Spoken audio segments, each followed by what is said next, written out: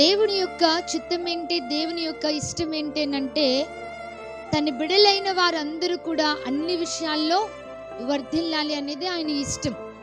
కాబట్టి మనమైనా అంతే కదా, మన పిల్లలు బాగుండాలని కోరుకుంటాం కానీ మన పిల్లలు పాడైపోవాలని ఎవరో కోరుకోరు. అన్ని విషయాల్లో వర్ధిల్లాలి, చదువులో వర్ధిల్లాలి, ఉద్యోగాల్లో వర్ధిల్లాలి, పిల్లలు బాగుండాలి, ఆరోగ్యపరంగా అన్ని విధాలుగా బాగుండాలని కోరుకుంటాం కదా.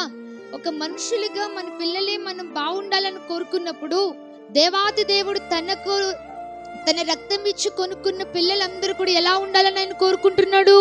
అన్ని విషయాలలో వర్ధిల్లాలి, అన్ని విషయాల్లో దీవించబడాలి, అన్ని విషయాల్లో బాగుండాలని దేవుడు కోరుకుంటున్నాడు. మరి అన్ని విషయాల్లో బాగుండాలి అని అంటే ముందు ఎక్కడ మనం వర్ధిల్లాలని వాక్యం చెప్తుందంటే ఆత్మ వర్ధిల్లాలట. దేవునికి స్తోత్రం, హల్లెలూయా. ఆత్మలో వర్ధిల్లాలి. ఆత్మ వర్ధిల్లుచున్న ప్రకారమే మనిషి అన్ని విషయాల్లో ఏం చేయబడతాడట? వర్ధిల్లుతాడు.